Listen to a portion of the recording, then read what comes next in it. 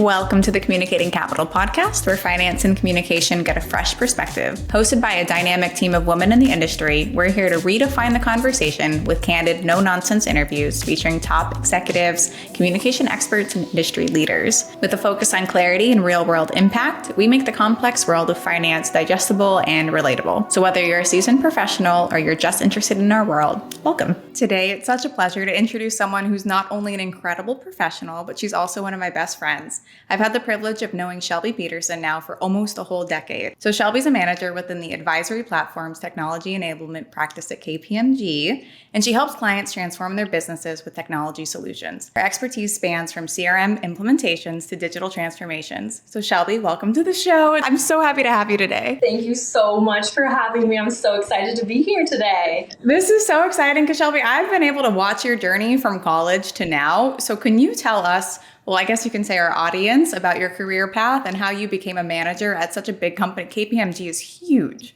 big name.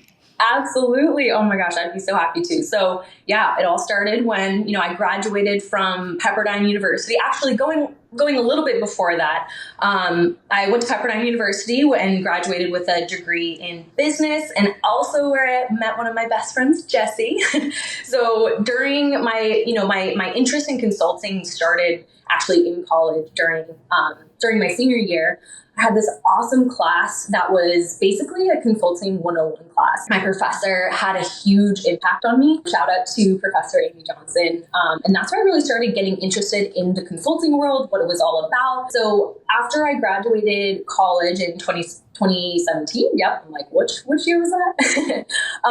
I started an awesome job at a toy company where I was really introduced to the corporate world and got to explore some of my interests as a marketing and brand coordinator. And then in 2018, I knew that it was probably the next step for my new journey. So I ended up landing a job as an associate consultant at KPMG in their CRM practice. So that's where it really started. It's been an incredibly rewarding journey along, I've gotten to work with a bunch of different clients in different industries and around the whole United States, which has been really awesome. Throughout my time, I've mostly served as a functional business analyst role and then now as a project manager. So I've gotten to play a few different hats during my time here. And with that, mostly within our CRM, so customer relationship management, assessment, and implementation projects. So during my time at KPMG, I was promoted from associate to senior associate and then now to manager a few years ago. So as they say, I've been able to grow up in the firm, which has been really great. So it's been an incredibly rewarding journey that's been able to push me so much. And I've learned so much. And the level of support and the team aspect along with KPMG has really been what's made me love the job. I love hearing that. And, Shelby, I don't know why I did not put two and two together that you've been there since 2018. I mean, that's really impressive as itself. And I love that you're growing within the company. That's just inspiring to everybody that's listening in. Something that I know about you is that you travel quite often. I know a little bit about your day-to-day, about how you're consulting with several different companies. Mm-hmm. Can you explain to us a little bit about your day-to-day? How do you approach helping clients? Oh, absolutely. Well, the point of it is actually every day can be so different. Not every day is the same, which is part of the fun part. So as a consultant, we're put on projects or engagements, as we like to call them, where we really get to immerse ourselves within our clients' day-to-day life and help them make and improve their business processes through our technologies and making their everyday work better for them. So as a project manager in my project manager role, I'll usually work within 1 to 3 different teams at a time, making sure that, we're building our project plans to the goals that we're setting with our clients, tracking to the project schedule, managing the team, and then really mitigating any risks or issues that come up. So one of the cool parts is that we'll usually have client counterparts. So we'll work together to make sure that the project is running smoothly throughout the whole time. And then for our implementation projects as well, sometimes we'll work with, actually most of the time, we'll be working with team members, not only across the United States, but across the globe. So it's my job, to make sure that the ship is running smoothly as much as possible and that I can help to make hopefully my team's life easier on a day-to-day basis. I love that. I love that. I feel like you're so good at your job. Just knowing you from a personal level, I feel like you would have everything in place. And so I love hearing that. Oh, thank you. This is so good. And so you're mentioning different industries, you're helping different people implement new technologies. How do you determine the best strategy for a client's technology transformation? Like what factors would you consider if you're evaluating a tech for whatever type of company you're working with? Absolutely. Yeah. And that's one of my favorite, I have a lot of favorite parts of my job, but that's one of my favorite parts of my job. Like I mentioned, I've gotten the pleasure to work with a variety of different clients across so many different industries. And I can tell you, not one is exactly the same, which is really the fun part. So really at the highest level, we'll start by understanding the client's goals and objectives, long-term and short-term goals. Then we'll really work to understand where they are today, and then we're mapping them to where they want to go and how our technologies can help them get there and optimize, the way that they work. So most of the time, like anything, change and growth is inevitable. So we work our best to come up with recommendations for them that are scalable and flexible to be able to grow with them along with their business. And really, once we've aligned on where we are and where we want to go, so oftentimes we'll call that our discovery phase. We'll then build out our implementation plan and our teams, and then that's where kind of the magic starts. So then during that phase, along with assessments, we'll work alongside the clients, usually in different phases or increments, to then build out the technology and the processes that we're building out for them against their requirements. And we'll continuously check in and recheck in against those priorities to be able to get them to where we're going. Thanks for the insight into your role. I feel like I don't know the day-to-day Shelby in the professional setting role. So hearing what you do is actually giving light to me. I know people are going to be listening that want to know more about consulting, but even as one of your best friends, I'm loving learning about it. And speaking of being a best friend, I actually know something about you. You mentioned to me that mentoring younger girls and younger women on your team has influenced your professional journey so much. Can you talk more about that? Oh my gosh, absolutely. Well, first of all, definitely I would not be who I am today or where I am today without the people who have mentored me, really from, starting with my parents through my, my college career, my professors, now at KPMG, my managers and the leadership teams. They've pushed me to become really the best version of myself in my roles and my career. So really it's inspired me to want to give back and do the same for all the team members, but especially for the younger women growing, within my team as well. So in terms of, lessons, I think really believing in yourself and your strengths and finding your superpower is huge, and what I've learned, and that's had a big impact on my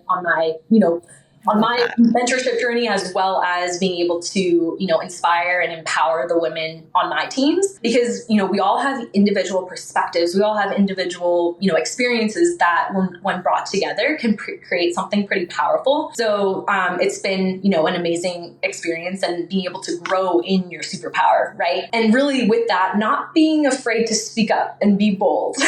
I think a lot of times, it's hard, you don't know if what you're saying is the right thing. So just, in especially settings like KPMG gives really a great space to be able to learn and grow together, but being able to be bold and share your experiences. And then another thing also too, which I try to inspire for my team members as well, is, setting boundaries and, how to avoid burnout, because burnout is, can sometimes be inevitable, and especially these types of jobs. So really setting your boundaries and, making sure that you're fueling yourself to be the best version of yourself as well. I love that you said find your superpower. That's something that I'm going to tell my entire team, because it's true. And dare to be bold. That's a big thing, especially in the corporate setting when we're working with so many different clients who have been around the block. I mean, some of them have been working on the same project for over 40 years or something, right? And then we come in from this outside perspective, and it's like, how do we be bold, and how do we stay confident in order to know that we do know what we're talking about, but we want to help and we all want to help the client, right? So I love hearing that.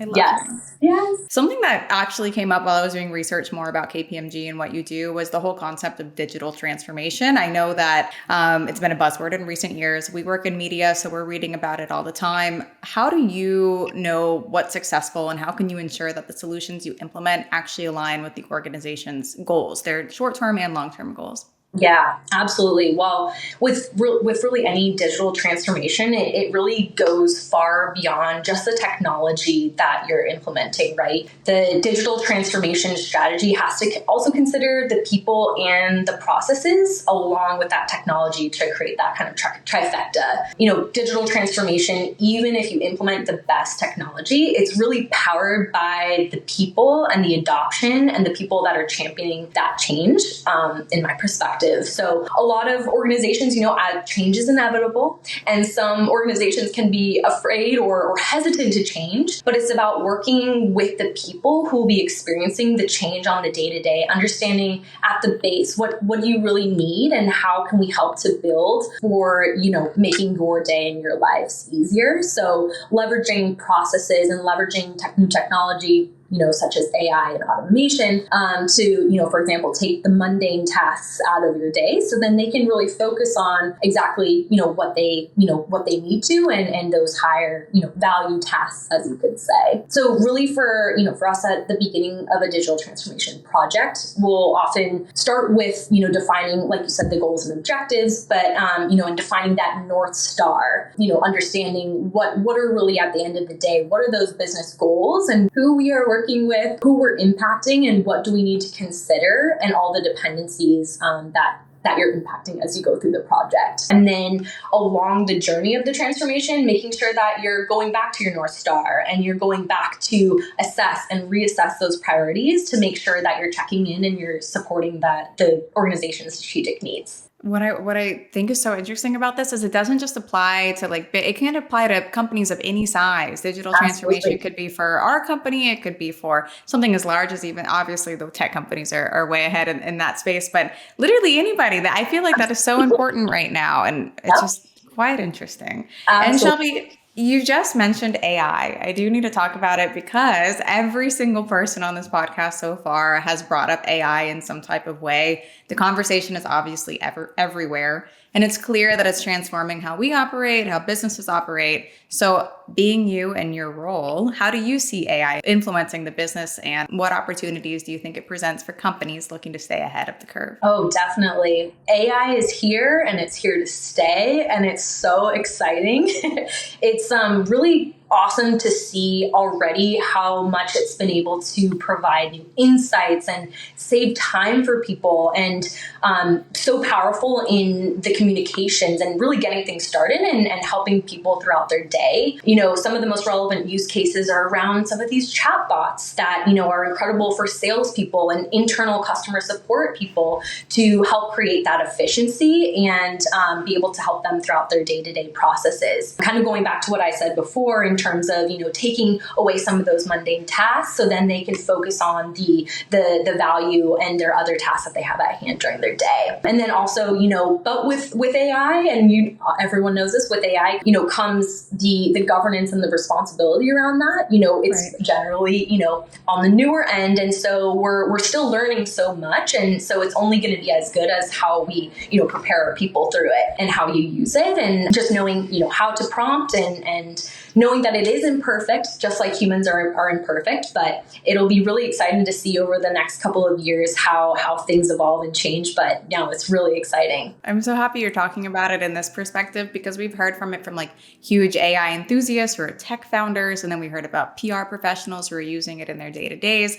And so hearing it from a high level view and how it can affect pretty much everything is really interesting, and it's a different insight for us right now. So I appreciate that for sure. Of course. Something I want to pivot to is about your leadership style, because a lot of the people that are listening in are either they manage teams, they manage full companies, they're launching a new startup, and so they want to know kind of what is your approach to leadership, and how do you ensure that your team stays aligned with both the client's goals and also KPMG's goals? Yeah, thank you for asking. This has definitely been something that I've grown with and am still growing and learning every day. But in my experience so far, as cliche as it sounds, communication for me is absolutely the most essential part of the keeping a team on track and, working towards that end goal, communicating, over communicating, and also encouraging transparency as well can help to create the trust within your team and your team members. Something that I've taken from my mentors is also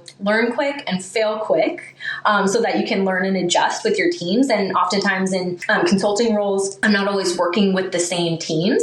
So getting to know your team and, what works and what doesn't work, and, doing that fast is also helpful in kind of growing and making sure that the team is functioning well. I think also setting the stage at the beginning of an engagement or a project also helps to create that really consistent alignment and setting those expectations so then you can always come back to them along the way. Really, another fun part of my job, I think, is that I get to work with so many different people and personalities. And so taking the time to get to know my team at the beginning, if I haven't worked with them before, do you have any pets? What do you like to do on the weekend? Oftentimes, brings in that personal aspect and also kind of touches to that trust element. And then alongside that as well, something that, is really big as well is finding your teams and understanding your team's personal working style. Not everyone is the same. I know for me personally, I will tend to take things back and kind of think through things before coming back and sharing my perspectives. And other people do really well in kind of workshop environments and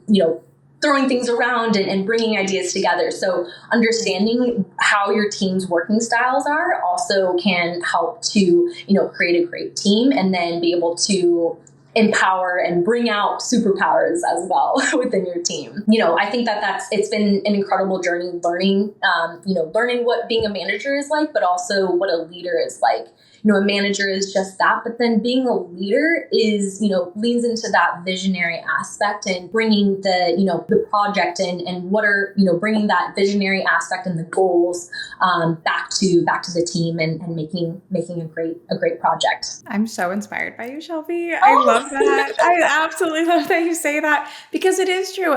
The step from working in a certain company up to manager is like night and day. You really do have to learn like the ins and outs of each individual person, but then it's like a collective group. I found that to be the most difficult part of going into the role that I'm in now is like learning about how everybody wants something a little bit different. Everybody's motivated a little bit differently. People have different working styles. So I love that you're saying that. And it's just interesting. And you're right. It is important for us to all find our superpowers. So thank you for saying that as well. Something I want to talk about today, Shelby, and this is important for everybody. And I've asked it on multiple levels. You are so good at showing up in your personal life. I know you've shown up for me. You show up for your husband, your family, your best friends. Pretty much anyone that ever needs anything, you're there. But then at the same time, I see your location on Find My Friends and you're in New Jersey, you're in Texas, you're in South Carolina, you're in all of these places all the time, but yet you're always here too. And so I want to know how you manage that balance and what advice you'd have for others who are striving to do the same. Oh, definitely. And this is an ever changing and ever evolving, learning experience as well. But as I mentioned earlier, I think setting boundaries inside and outside of work is really important for me. So personally, I get fueled by taking a walk outside. So either if that's a 15-minute break during the workday or, setting my, my timer at the end of the day, it's time to get outside, take in the fresh air, get a walk in. And that's how I, tend to kind of refuel myself. Kind of as I mentioned earlier, it's important to fuel your own cup so that you can be the best version of yourself for, whether that be your personal life or your team or your business. It's really important to fill your cup. And so one of my main things that I try to live up to and also try to inspire for my teams as well is, setting those boundaries and being able to have the time for yourself to be able to bring your best self to work as well. It's so important. And it kind of plays on what you're talking about burnout as well. And just making sure that you're able to show up for your clients and your company without being at a level below. We always want to show up and be our best. And part of that is taking care of ourselves. So I love that. It was been a pleasure. But before we wrap up, is there any final advice or insights you'd want to give with our listenership? Oh, well, thank you. First of all, thank you so much for having me. It's been an amazing time. And yeah, just reiterating what I said earlier around, finding your superpower and leaning into that, really leveraging your network and your mentors around you. And then also, getting outside of your comfort zone a little bit. That's how I've personally been able to grow in myself something that I didn't think I liked, ended up, being one of my favorite parts of the job. So it's just being able to, find yourself and growing in yourself and just, leaning on your mentors. Shelby, thank you so much for sharing your journey and your insights into the world of technology, enablement, digital transformation, even AI. I really appreciate you joining today. Absolutely. Thank you so much for having me. Thank you. It's been such a joy to catch up and hear about the incredible work that Shelby's doing at KPMG. For our listeners who want to connect with Shelby or learn more about KPMG services, be sure to check out the links in our show notes. As always, thank you for joining it to Communicating Capital, where we continue to bring you stories and strategies from leaders such as Shelby, shaping the future of business.